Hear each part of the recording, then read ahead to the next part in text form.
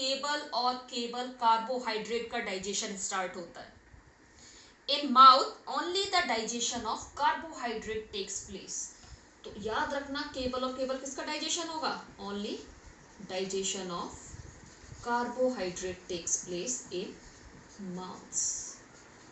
तो the first thing is that we are going to consider step 1 हम यहाँ पढ़ेंगे किसका?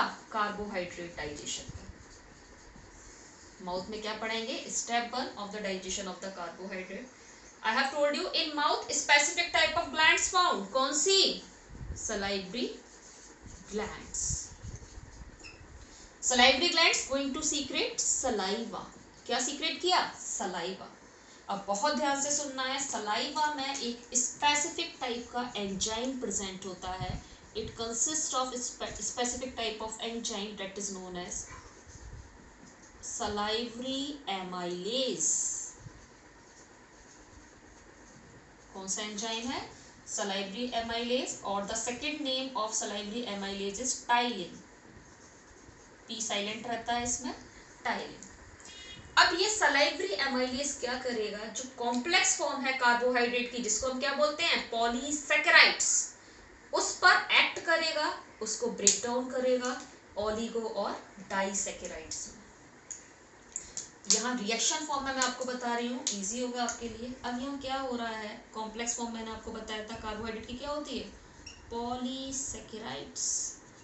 सो polysaccharides are going to break into, यहाँ स्पेस नहीं है मैं नीचे लिख रही हूँ, डाइसैकेराइड्स और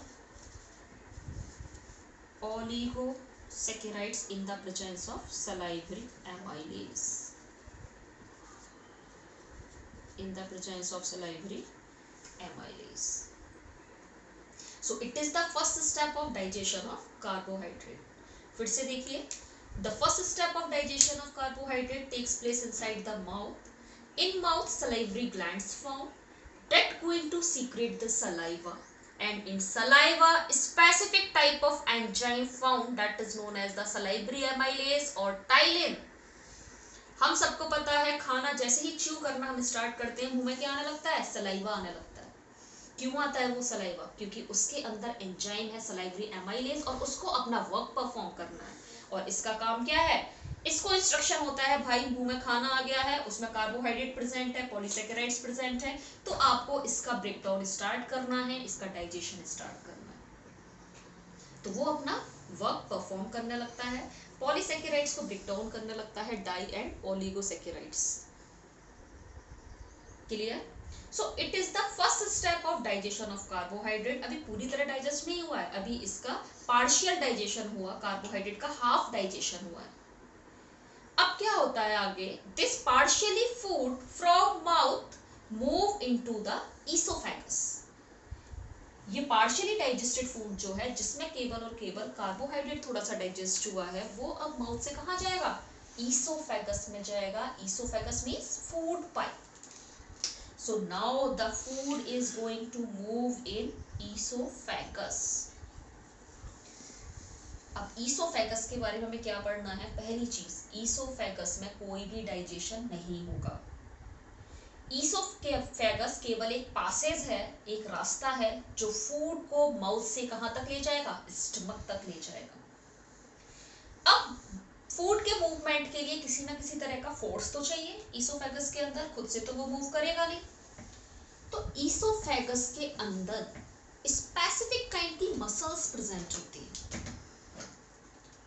हम क्या पढ़ रहे हैं अब? ईसोफेगस के अंदर क्या हो रहा है हमारे फूड के साथ? That we are going to study inside the oesophagus specific kind of muscles found at the wall of oesophagus. Specific kind of muscles found. इन मसल्स में क्या होता है? रेगुलर कॉन्ट्रैक्शन और रिलैक्सेशन होता है। कोई भी चीज कॉन्ट्रैक्ट हुई फिर रिलैक्स हुई, फिर कॉन्ट्रैक्ट हुई फिर रिलैक्स हुई, उससे क्या है? फूड पर प्रेशर पड़ेगा और फूड डायरेक्टली यहाँ से पास ऑन होके स्टमक तक मूव करेगा। So that kind of movement is known as peristaltic movement. याद रखना है इस टर्म को, क्वेश्चन पूछा जाता है। In oesophagus which kind of movement found? That is the peristaltic movement. Pass हो गए होंगे।